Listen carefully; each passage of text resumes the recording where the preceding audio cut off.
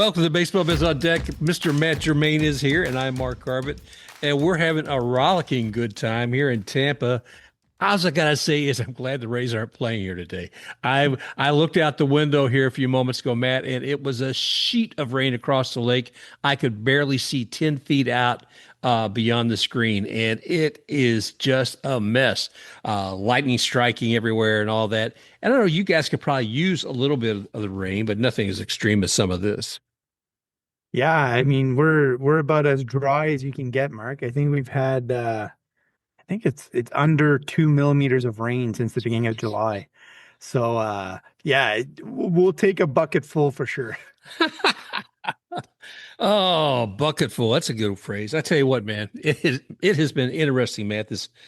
I'm looking at our poor Rays, brother. It's just been a tough time. And, I keep thinking of that old Western. It was like, Shane, come back, Shane. Shane. It's like, please. We found out we're not going to have him this year. I mean, it's just not going to happen. And I was sorry to hear that medical report, but I think we all kind of guessed it wasn't going to get a whole lot better. Yeah, the questions that I always have with Shane, I think you know this, when they first brought him into the league, I didn't agree with how it happened. And if you're bringing somebody in at the playoffs, they're gonna overthrow. They're gonna give it their all to the point where the adrenaline is just so overwhelming that there's a lot of damage that can be done to your arm. Nobody would ever be able to say that that is the specific thing that happened at that point in time, and it would be just ridiculous to say that that's a fact. But I have a hunch that had some play in some of the wear and tear that happened for Shane, and it's sad because both him and some others that have gone that way Yeah. as well. I keep thinking back to Mark Pryor, who just showed a glimpse of his career potential and then was gone.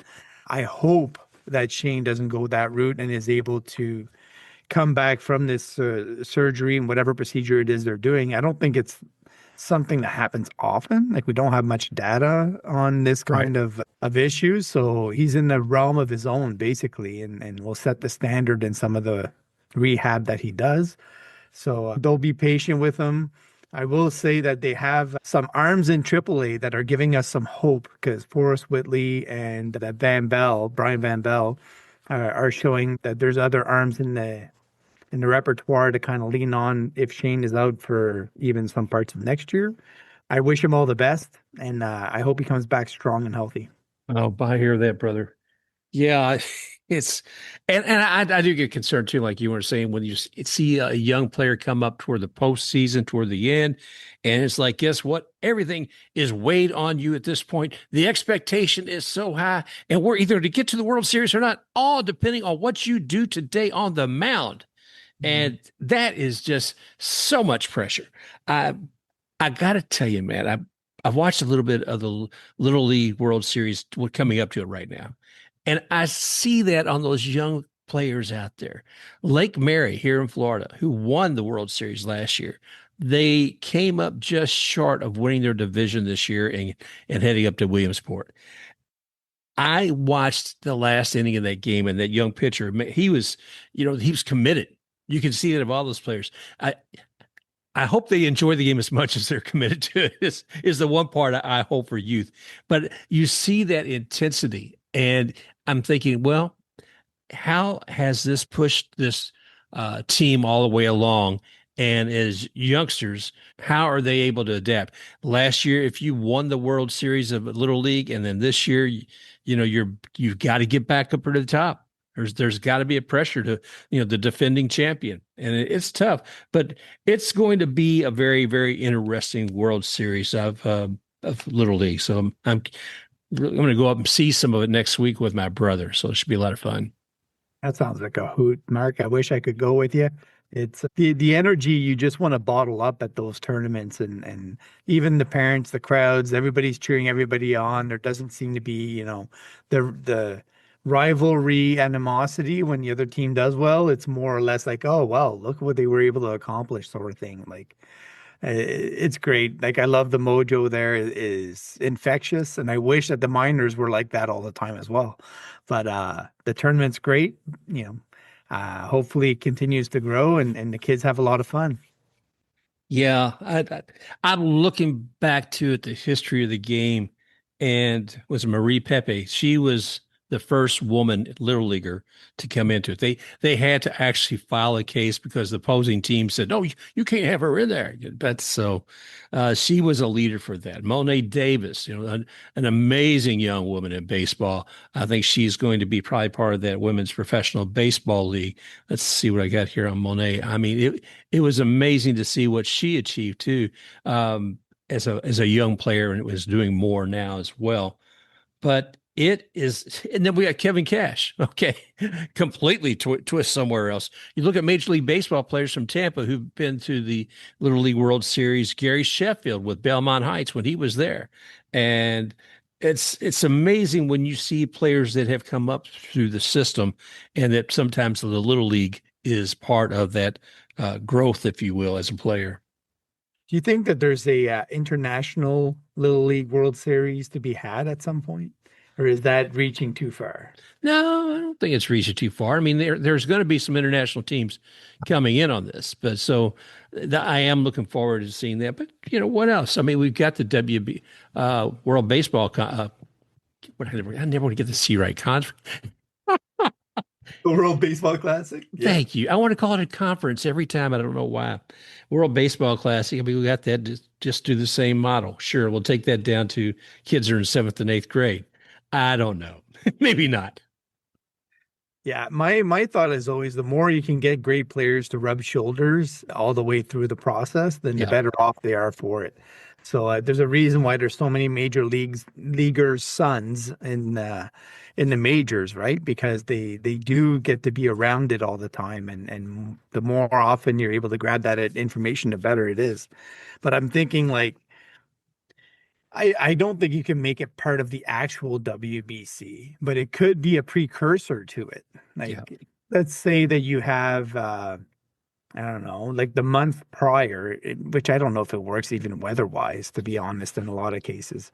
But anyways, all that to say that assuming that you have something in the works after the League World Series happens, so it's happening, now, then maybe just before September or in early September, you could have another tournament that is all the winners from all the different countries that you want to involve in this. And I think that to me is the big attraction is because every time you have a tournament where you're going to draw a lot of eyes and you're going to get people of a certain age to be excited about it and give them another stage to have a big moment on, then the better it is for the sport in general, I find. It just brings more attention to it. Like for hockey, I think of the World Juniors, right? So the World Juniors, I don't know about how huge it is in the States, but in Canada, it's massive. Like the people watch it like crazy and they really gravitate to it. Not the same like age group as the Little League World Series, but you're getting closer to it. And I think that the youth excitement is just infectious. Like you see these kids sometimes getting interviewed and they're like, very short or a lot shorter than an NHL player. And they just look skinny. They take their equipment off. You're like, what is this? Like you're just a toothpick under there. And then he gets on the ice and you're like, whoa, the guy's playing like he's 7 feet tall and bulletproof. Like, how does that happen? So no, it's great to see that. And hopefully, like I said, the best team wins. And Yeah. there's always a few special moments in there that everybody gets to look back on and enjoy. I guess we should probably talk about the elephant in the room. Yeah. Gosh. I mean, it's just nobody saw, I think, this coming where we would be this far beneath 500. And I don't what was it you posted today on Blue Sky? And it was from Codify, I believe. And they were showing the percentage, a level of certain teams that could win the World Series. And I kept going down line after line after line, kept looking for Tampa Bay, line after line after line. Oh, a couple more lines. Oh, there we are. And it was under 1%. What, like 0.1% a chance of the Rays making it to the World Series or winning the World Series this year. I thought, oh man, come on, brother. Yeah. So it's getting pretty bad. It's getting to the point where the Rays are starting to look more at the draft position than a Yep. playoff position, right? And that's the scary teeter-totter moment when you're like, okay, the season is done. I'm not saying we're there officially, but we're extremely close to it. Just to give you an example, with four more losses, they would be tied with the Athletics, who they're playing for the second best chance in the American League at a playoff at the draft lottery. So that tells you just how bad things have gotten, since July. And and when you're looking at the National League, there's only four teams that are worse off than the Athletics as well. And three of those are not far behind, like the Braves, the Pirates, and the Nationals. So you're getting into that territory of, yeah, and to be quite honest, Mark, like I don't want to point fingers or anything, but I look at the Rays roster and I look at the AAA team that they put up the other day and the bench and bringing in Stuart Fairchild and a bunch of other mediocre pieces that kind of show that you're more interested in keeping your best players in AAA, getting the seasoning that you think they need than you are to compete this year. That's the feeling that I think they're giving me, even though like the pieces that they traded for are attractive pieces. Mhm. But like I said at the time they got them, it's a 3-year plan with those acquisitions. It's not this year specifically. So yeah. Well, we talked about the gelling of the battery of the pitcher with the catcher, and two new catchers coming in. I think Pepio had history with one of them. Was it Forrest? I can't remember which one it was. And I thought, well, that's helpful. But all in all, there's so many things there that, and we're not alone in it. There's several other teams who've traded out catchers and pitchers, et cetera. And that's part of the game. You bring up the A's, and rightfully so, as far as where we are in comparison with them and playing with them. All I can think of as our boys took the field the other day, or rather, when they came out to bat, was looking out at that ball field and realizing that we are playing on a AAA field away and we're playing a single A when we're at home. And I'm thinking, okay, both of these ball fields, neither one are actually made with Major League Baseball team in mind. And it's interesting too, man. Kind of take a step back for a moment. If you look at where we're playing right now, George Steinbrenner Field used to be Legends Field. If in Tampa, if we weren't there, the Tampa Tarpons, a single A team, would be playing in that stadium. And I've seen them play there. I've seen them watch the Tampa Tarpons play the Threshers, which is the Phillies team here. A big fight broke out. But anyway, that's a whole other story. And the thing of it is, suddenly there is a small little diamond next to the big field there. And I watched the Hillsborough Community College team play there. And it's like you've gone to the little local neighborhood to see the team play on the field. And that's where the Yankees Tampa Tarpon single A team has to play. Now, the good news for if you're an A's fan is, or I should say, maybe not an A's fan, the Giants fan. The Giants is actually the team that owns the field where the A's are playing now.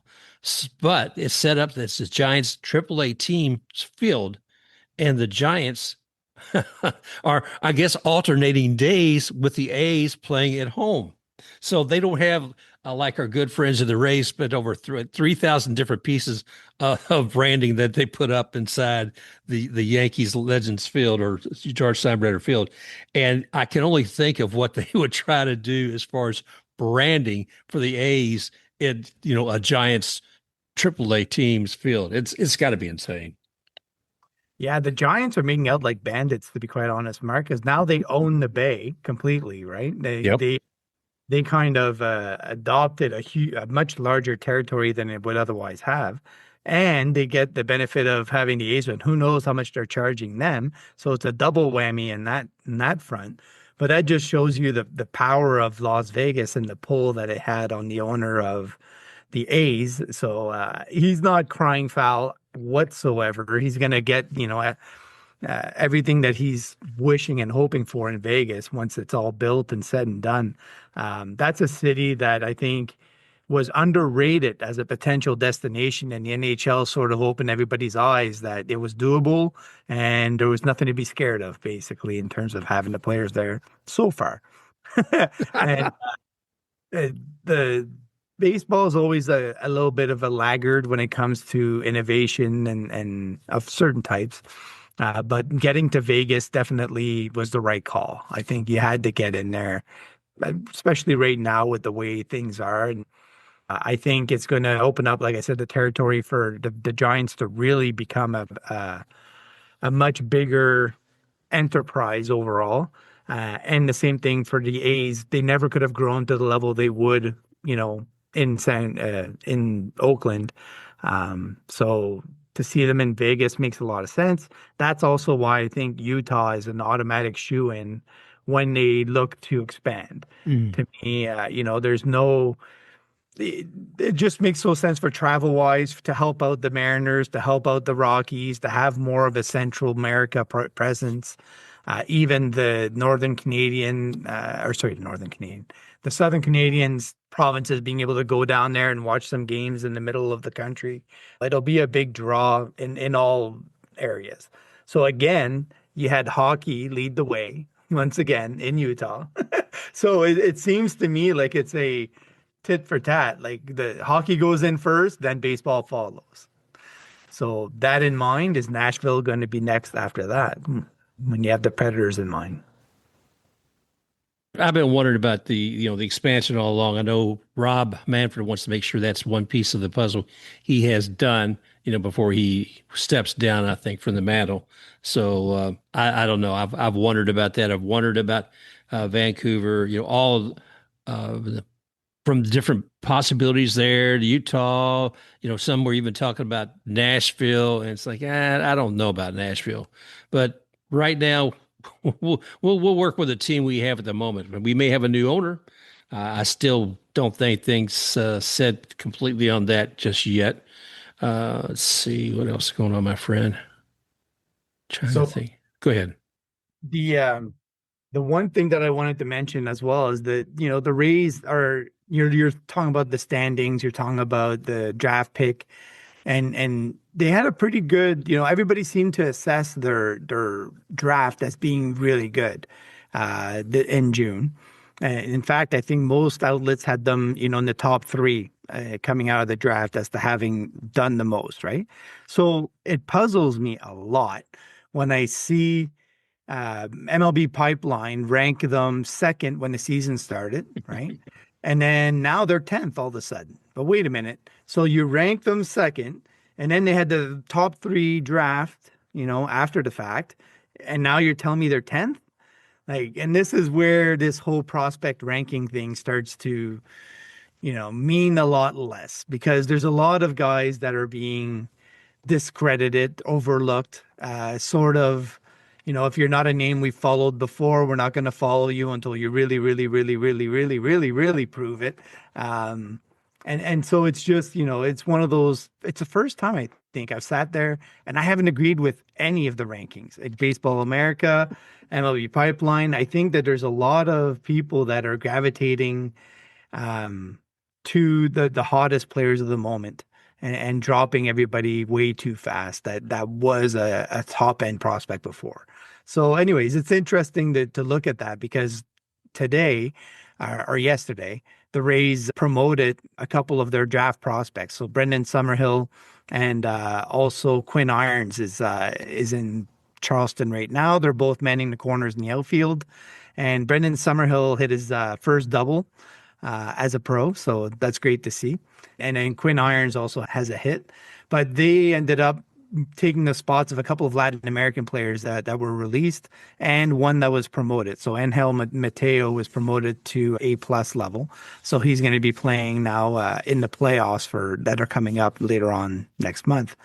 So all that to say that the Rays youth is being activated and mobilized down in the lower levels of the minors. You're going to see promotions, all the way through from here to the end of the season. And to be quite honest, Mark, with the way the season's going now, that's kind of becoming much, much bigger focus for me. And other interesting news that I've been watching tonight before we talked was Forrest Whitley kicking some butt tonight. Ooh. He had at the time that we started talking, he had 6 innings pitched, only threw 70 pitches, allowed only 2 or 3 hits, dominating the other team like like there's no tomorrow. And I was curious. I watched the start because I wanted to know how they were going to change his arsenal. What was it about it that was being so effective? And the only thing I can figure out, Mark, is that they're throwing the bag of trick in there, where he's throwing cutters, he's throwing curves, he's throwing, but a lot less fastballs. Like very few, but they're very selective in where they use them and how they use them, and it's working. It's doing a really good job of keeping him hitters off bounds. And so I think they have to be ecstatic with what they see from him today. And I hope it continues because it would be a great find for the Rays to have at a time when you're losing, and about to lose a few more high caliber prospects off your list. And you're like, okay, well, how can we fill those holes and who's going to take the reins and going into 2026? Well, I'm glad you're looking at that as well as far as the people coming up and like with Forrest, et cetera, because the thing of it is, yes, we got to find some sunshine somewhere. And it's good to be able to look at, hey, how are we doing across our minor league teams? Are they all above 500? How are they They faring? Yeah, they are all above 500, but to be honest, there's only one that's likely to be in the playoffs. I think Montgomery still has a chance, Hmm. but they have to get things going and really go on a winning streak here to kind of make up the ground.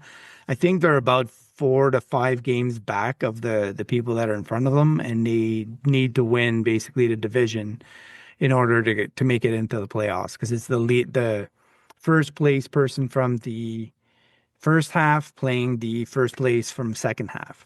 So you don't really have any other way of making it into the playoffs. So it's really short, especially it used to be, I think, 1 game. Now it's three that they play. So it's the best out of three against the other team. And then I think that there's another playoff between the double A level. Like, so you would actually play the other double A team. And then the same thing in triple A. But I might be wrong there in terms of the double A also applying. I know it does for a fact in triple A. So if the Bulls were to make it through the international league, they would actually go and play against the other league. Yeah, so the Pacific Coast League. And so they kind of had the champions of each level meet up. And I think that's another 3 game series. Yeah, Trey Morgan's been leading off for Durham tonight. He's got 2 hits. And Bob Seymour has his 30th home run of the season. And that's one guy. Like we talk about, the Rays playing the AAA team. You want to see more guys get opportunities and get looks and to see what they're able to do. And I would love to see what Bob Seymour can do in the majors and if he can apply some of that power he's showing in AAA, because obviously the power is there. And if you've ever seen him hit a ball out, it almost looks too easy. A little bit like the Babe Ruth side of things where you just kind of God has a an easy looking swing. It's short and to the point, basically. Oh my goodness, brother. Um, Talking about minor league teams, I had the good opportunity to go out and see one of the Florida Complex League. Well, I'd hoped to see the team. Again, it is hurricane season here in Florida, boys and girls, and you never know what's going to happen. I got out there and it was a downpour. It was the Lakeland Flying Tigers, and they were going to be there. Who was that? I think they were playing the Pirates. Yeah, they were playing the Marauders. So that's the Bradenton team for the Pirates. The, anyway, I just walked out there to the field and I looked at it coming down, and it's just like, no, there's no way. And the fun thing was in there in part for promotion for their mascot, a tiger by the name of Southpaw. Ah, Southpaw gave me this Detroit Tiger hat. It's got Jim Leyland on the side there as well. But it was Southpaw. We celebrated his birthday while we were there. I think about 20 or 30 people came in hopes that there was going to be a game. Plus, they knew Southpaw had a birthday. And it was a good time. But uh, man, I tell you what, Matt, it's interesting to be able to go. I enjoy the minor league games, and I'm sad that I haven't gotten out there to actually see one and partake. Even if I'm going over to see the tarpons on that collegiate high school baseball field, to me, that's huge. So we'll see about getting out with more of those. But to be able to talk about like some of the players that you mentioned, whether it be single A, double A, triple A, watch the evolution of these guys. And I Mhm. know I'm going on about this in the past, but it really is a great opportunity for us to see the future of the game right out there in the minor leagues. Yeah, I appreciate it because I see the struggles and the steps forward that they take. Like a good one that I'm watching tonight, like I said, I'm watching the Bulls and the River Dogs, and the River Dogs have Nathan Flewelling, who's a Canadian catcher, and the leaps and bounds that he's made this year, like having started really rough, hardly gets a hit, right, to moving through the season and finally putting up good at bats. Then it starts clicking over time, and then you see some walks mixed into it. And so you get to see that slow progression to where the at bats are starting to get sharper, the hits are starting to get stronger, and he's starting to do damage. And then all of a sudden you're getting excited with him, right? And so that to me is the draw with the minor leaguers. I do think that the Rays system is a lot stronger than most people think. And I think a lot of that is because when you have some like a team or somebody that's strong all the time, you sort of hold them to a higher standard, maybe. And I feel like that's what's happening with the Rays, where, yes, okay, you can say Xavier Isaac isn't having a career year, Braden Taylor isn't having a career year. We talked about it with Kevin. There's a lot of guys that you can look at and say, okay, those guys aren't, but who is? And why aren't you believing in them the same way you would have if the other guys are having career years? That's to me is the big thing that I find is missing. And you don't see that unless you're watching the games constantly There you and go. you're seeing just how effective and how many steps forward these guys actually took. It's hard. I imagine I honestly the people who actually do the scouting and put their names on the sheet of paper and say this player is this, like that has to be very tedious and hard to kind of cross your heart, you know uh, put the thing on and say, okay, this is what I believe, and then you're held up to it. Like the organization will. I'm not saying that they're going to tear you apart if you're wrong, but if you keep being wrong too often, then yeah, you don't have a choice. So in a way, you're always working to get your reputation up as at the same time as you're trying to recognize talent. So it's not an easy process. I think that the curious thing that I don't know if it's going to work for other people or not, but I would say that the White Sox and Angels have surprised a lot of people this year, and maybe even the Marlins, right? And the thing that those three teams have in common is that they promoted guys very quickly. So from the draft to the majors, a lot of their top end guys kind of get moved along very quickly. Okay, you're doing well. Yeah, you're going to the next level. Okay, you're doing well here. Okay, yeah, you're going up to the next level. And they do that, right? I think that Major League Baseball wants that process to be sped up and they want it to succeed that way. I don't know how fast you can make it without jeopardizing a lot of players, but to be honest, Mark, like some of the most exciting and best players we've seen have been to the majors at 19, 20 Yeah. years old. So there's a lot of credence to that, right? Like there's a lot of good um, theory behind it. So shouldn't a 4-year college player start in double A?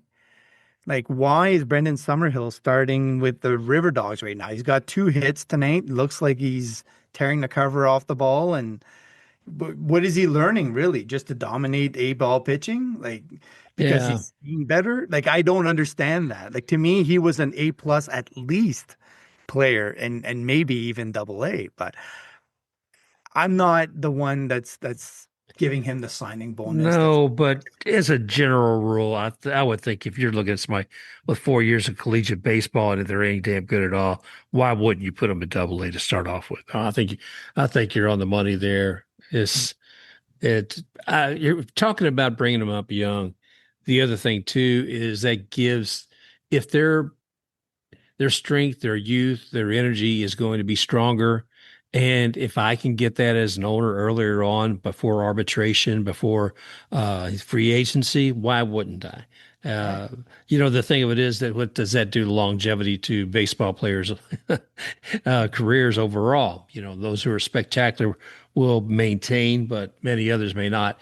And maybe we'll investigate that as we look at the CBA in the future. But no, I'm with you 100% regarding, bringing up a player from who's already played 4 years of college ball. Come on. Either he's worth double A or he's not worth looking at. Well, I understand it for a high school player. High school player, sure. Starting in the FCL, A ball, whatever you want to do. That makes perfect sense. And then you can slow walk them, right? That's a high school player that makes, that's pretty much the model. But to uphold a college player to that same kind of timeline and step by step process, it just seems unnecessary to me. Yeah. Unless you really don't trust that person's talent and you want to rebuild them from scratch, well, then why did you draft them? You know, honestly, like, it doesn't make any sense. Like, to me, take the player for what he is and Yeah. tweak the tools in the higher level, and then you're getting that, like you said, the control. You can keep him at AAA for a couple of years. That's fine. But at least then he's matched to his skill level and he's pushing further ahead, right? I'll give you another example. So if your son or daughter is at a certain level, right, and they're dominating, wouldn't you want them to move up to the next level and be challenged? Right? Like, I remember Sidney Crosby, great hockey player. He was playing against people 2 or 3 years older than him his entire time. And he ended up being the youngest player ever in a junior hockey tournament. Like, that's playing to your skill level, right? You don't hold back and say, well, this is the process, and we're going to hold him in the AHL now. No, you're going to start him in the NHL. He's ready. Like, come on. Like, so I don't want to say I'm frustrated. Like, the Rays don't have that many college drafted players anyhow, right? And they do have other prospects in the system to consider because they have to move them along as well. But like, we're talking Brendan Summerhill, he's a CBA draft player, right? So he's in the top 40 overall. He's not, a nobody. he's he's Right. he's somebody that you've invested heavily in, given him a huge bonus. You may as well challenge him. Like, don't let him sit down and dominate A ball pitchers. Like, put him in A+ or double A. It's just my thoughts on it anyway. But like, that falls back to the Rays having a really hard time still, Mark. And a lot of the guys that I mentioned before that are struggling, they still can't get their heads around developing high-end hitters. It's very hard. Chandler Simpson is just a born contact player, knows who Oh, he yeah. is. He's going to channel that forever, right? Then you're looking at Brandon Lau. But the rest of the Rays hitters that have ever been developed, Josh Lowe's a disappointment. All the high-end draft picks other than Theo Gillen, who's making headway now, and they kind of invested heavily in him. But the Rays altogether, I started looking at this the other day. I was like, because of the AAA bench thing, like, developing hitters is really hard for them to get, their heads around and to do consistently well. So I hope that they figure it out, essentially. And I hope that at some point, maybe Longo or others get involved, and, other hitting coaches and different approaches, because you can draft the talents and they're doing a good job of bringing in top end bat talents, but you have to give them the development roots and tools and whatever it is that they're missing. I don't know what that is, Mark. Something is missing. There's something not right with the way that Rays hitters are essentially being brought up, and I don't know what it is. Well, I don't either, my friend, but you would hope that the organization would figure that out. We'll see how this develops. I'm really still curious to see what, if any, changes the new ownership may make to who the management is and maybe in the front office. And I still don't think they'll come in and completely just shellac everything that's already there, just knock it all out and start over. There's some really good components that are there, but I know also that since this new owner has had some experience with owning a a team, if you will, baseball team, minor league team, that he's bound to have his own ideas about how to run this. So I'll be curious to see how that may impact it. I'm hoping we have this actually solidified by the end of the season, so everybody can look fresh next year. What's may be with the Rays. I'm not giving up on this year. I'm just not looking for much possibility on postseason for that 0.1%. Yeah. That's kind of a slap in the face, isn't Yeah, it? yeah. Come on, Codify. No, it's not him who made it. He just kind of he took it from Fangraphs, I think. Oh, is that where it came from? Okay. Oh, wow. There's 6.5 games out, and to make up 6.5 games in 1 month and a bit, that is a lot of room to make up. Now, having said that, the Yankees aren't essentially tearing the place apart either. No. But I think we're at the point now where I'm okay to let go. I want them to give the right. So that's the other thing I was going to mention, Mark. Around this time of the year, or a little bit later, is when they brought up Junior Caminero the first time, right? In 2023, I believe. Mm-hmm. So to me, that's what I was kind of going on about yesterday, the day before, in terms of not having to watch certain players and bringing up Carson Williams, bringing up Trey Morgan, and just seeing what they have to offer, giving them a taste, letting them have an idea of what they need to work on in the offseason and why like that development road is nowhere near finished, right? It Yeah. kind of opens up your eyes to that front.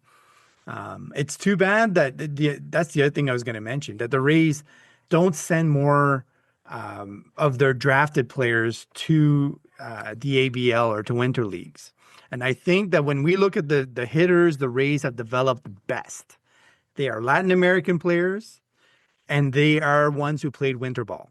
Even Mike Brasso. Mike Brasso went down and played winter ball. Those guys tend to have, it's like anything else. If you keep doing it with live pitching more consistently through the winter, then you're better off for spring training. Your confidence is higher. It feeds off from spring training into the season. So I think something the Rays may want to consider, and I don't know how they push this. I know they have to ask the players have to okay it. Send some of your guys to the winter leagues. Send Braden Taylor to the Australian Baseball League. Like, do it. Sure, he's in Double A. Sure, it's more work, but what does he have to lose? Like, honestly, do it with some more of your drafted players, just so that they get that extra chance to develop and to get their footing right. On the hitting side. Even in the Caribbean League, that I know there's lots of openings for people to go, and they love to have their little drafts or signings right through the season, which are hilarious to watch. I think Jonathan Aranda is another good example. He plays every winter in the Mexican League, and look at how he's hitting. So you've got, their three best developed players right there, Caminero, Franco, and Aranda, all played in the winter leagues consistently every single winter. Well, that's a sign. Guess what? Is it Bill Engvall? Is that his name? There's your sign. Yeah, there you go. No, and that's the truth, man. But you think about it, man, as far as just developing any muscle, if you let it atrophy because you're not using it, and whether that be your mental acuity in the game or the physical nature of what you have to do on the field, if those things lapse over a few months because you haven't been participating with, and I'm not saying that the players are staying off it completely, but to be in a competitive league like that they're doing there in the Mexican League with Aranda and the others, it does make a difference. And as you pointed out, the math proven on the paper says, why aren't we doing it with all of them? I don't know. Yeah, at least more of them. And you can even organize it with a couple of other teams if you want to. Like, organize something else, send them to Europe. I don't know. There has to be other things that are going on that you can actually get them involved in. Now you're hoping that they don't get injured. That's always a fear of a lot of teams. But I mean, if they're having such horrific seasons that you're thinking of pulling the plug or trading them, or you're not sure if they're going to have a spot next year, give them the chance to actually prove themselves. Like, put them in an empowered position. Anyways, that's just my soapbox thing for this week. I think the frustrations, are feeding from the major league level to the minors level, where you're just like, all right, like, I need sunshine somewhere. Where is it? Where is the sunshine? It's going to be cracking out on the West Coast at 10 o'clock at night, or nine, or maybe it's 9:30 tonight. I don't know. 9:30 Eastern, 10 o'clock Eastern. Past my bedtime, boys and girls. I got to either get up and watch the whole thing early in the morning again, or just what the condensed game, if you will. But it's never the same. I know. So tonight's a rubber game, isn't it, with the A's? So we've lost one, won one, and we'll see what we can do tonight. Who's on the mound? Do you know? I think the Rays met an old friend there recently in terms of Jeffrey Springs, Yep. and I think they're doing it again tonight with Jacob Lopez, I believe. Ooh. No, no, actually they changed it to TJ Ginn, or JT Ginn. I said TJ. My dyslexia is getting the best of me. No. Um, he's having a solid season. He's a guy that they got. I think he used to be in the Mets system before he went to them. And he's, he's a good pitcher. He's a little bit like, I always think of him in terms of like Tosh Bradley in terms of what kind of pitcher he is. So he's got a little bit of that kind of stuff and size. I think it'll be a tough matchup for the Rays just because if they're not familiar with pitchers, generally they tend to struggle. But they also could blow the doors open and have a good game. It could go either way. I think that Drew Rasmussen's going up against them. They had a graphic up the other day that said that the pitchers that have gone with a clean sheet through 5 innings, the most this year is Drew Rasmussen, and there was one other guy. So Drew is really strong through the first 5 innings, and if the pen can hold it together after he's done, then there's a good chance the Rays pull off the series win. I love watching that guy pitch every time, man. I tell you what, it's amazing what he does on the mound. And, you know, we talk time and again too about injuries and pitchers and who came back. My gosh, after everything he's been through. So always look forward to seeing him play. Yeah, he's got the best tunneling of all the Rays pitchers. Yeah. Like that's what gets guys. Like it's all very centered, right? And the tunneling just works perfectly. And by the time they swing, they're done. So it's great to watch. Well, the women's professional, jumping to a totally different topic, women's professional baseball league, they got the tryouts, so that's going to be coming up. And I'm seeing players like even Monet Davis, who was, when I was talking about Little Leagues earlier. She was an amazing pitcher, and she had like a no hitter going for several innings. I can't remember she played like how many innings she played, but she was a fantastic player. And so it's neat when you look back at some of this, what's going on there. With also women in baseball, big thing came out this past week, and you probably heard about it. Jen Powell, who was a female umpire, the first woman umpire in Major League Baseball this past week. And it was great to watch her. I watched those games. Let's see, the third game she played in that series, or she upped in that series, she was behind the plate. And it's always neat, watching the ump behind the plate, making the calls for the first time. I was curious. I thought, one of the reasons you don't see much turnover with umpires either, Matt. I mean, there's only 76 full-time umpires. They've got, what is it, 19 teams of four umpires in each group. So that's what they have. They'll rotate around. And there are some AAA umpires who are like on call.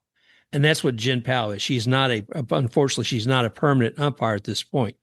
Of the 76 umpires that are the permanent MLB umpires, this year there are 5 new ones. So I guess 5 retired or whatever. It's a slow rotation. There's been some years where there's only been 2 or 3 who have left in the field those spots. So that's really interesting. The people who do this, I mean, yes, there's no doubt you want to elevate your game as an umpire and move up. And some say, well, they're doing it for the money. I can't imagine anybody who would want to umpire baseball. In case you have to love that. We had Greta Langhenry on here recently, and we've also had it was Perry Barber on here talking about umping, and you get the sense that it's the passion of the game. So even Jen Powell, who's been coming up through the system for some time as an umpire, she's been in the spring training last year and the year before. I thought last year she would make it up. But I'm so glad that she's there now. And I wanted to mention from the baseball biz perspective that a full-time umpire in MLB, a beginner makes around 150 a year, $150,000. If you are a veteran and you can make up to 300,000. Now, that's nice. That's a nice, pretty piece of coin and all that. Don't get me wrong. But I still feel like the majority of those people are in there because they love it. Right. Well, you got to remember that the government makes half, right? I won't So e- it's not money in their pocket unless they turn a business, and have the income tax deductions and everything else. So that would be my first recommendation to any umpires to start a business on the side so you can knock off all your tax income. But I'm going to get off my accountant box and yeah, it is striking basically how and I use the pun, intentionally, how much the salaries go up just in terms of the the experience that they have and how much credence that they give to it. And you think about all the umpires over the years that have driven us nuts and how much money they were drawing in, right? And that's the first place my mind goes to is we're paying these guys what? I get it. It is a very tough job. I am extremely happy that women are getting in there and having a say. I think it'll only do good things and help to balance things out a little bit more than probably there have been historically in terms of tempers or attitudes or whatever you want to call it. Uh, you know, it's not an easy job. It'll never be an easy job, even with the balls and strikes being, somewhat autonomous eventually down the road. There's always plays that are being made which will be contentious. There's always things that are going to be the call of the umpires that they have to make on a whim, like very quick. And you have to have a lot of wit to be able to do that. So Oh, kudos to her. And I hope that she has a great time and that we never hear her name. Right? hey, That's the sign of a good umpire, right? Country Joe West, yeah. No, I hear that. I always talk about the invisible team, on the field, and that's what they're supposed to be. So, yeah, I'm sure she'll continue to do well, and like you said, hopefully we won't hear any more about it than that. Oh my gosh, brother, it's been an entertaining week. Let's see. Oh, I was looking into the world of football for a second here. There was a big announcement that came out yesterday, and I wouldn't have guessed it, but thank goodness that Travis Kelce has a podcast because I see that, that Taylor Swift's coming out with a new album. So, football fans, be ready. I love that you call that football news. That is awesome, Mark. Good on you. Oh, brother, no, you gotta have some fun. You gotta have some Well, fun. Make it, I couldn't afford to send my daughter to one of her concerts. yeah. So for her birthday, I bought her every single Taylor Swift record.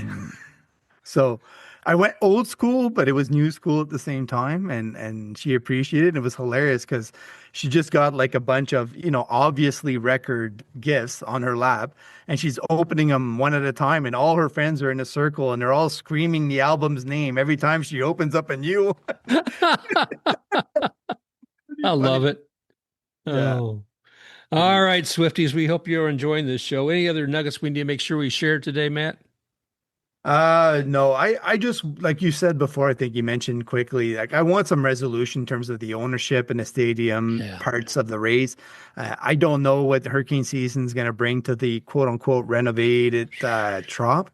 Hopefully it survives. But I want the fans to be able to cheer for something, and to me, that would be something to cheer for if they're able to get the ownership issue resolved, the stadium issue resolved. That would be, a great, 2025 present for what's been a really long struggle Yeah. so far this year. Wow. Well, that's Mr. Matt Germain. I'm Mark Carbett, and you've enjoyed yet another episode of Baseball Biz on Deck. So we'll catch up with you all again next week, and thanks again. And just a reminder, if you enjoyed this show, go ahead, like, and subscribe to Baseball Biz on Deck. Also, you can find Matt at matgermain.bskysocial. That's Matt at matgermain.b skysocial, or Mark at baseballbizondeck@gmail.com. You may also find Baseball Biz on Deck at iHeart, Apple, Spotify, Amazon Music, and at baseballbizondeck.com. Special thanks to Scott Holmes for the music, stomps, and claps.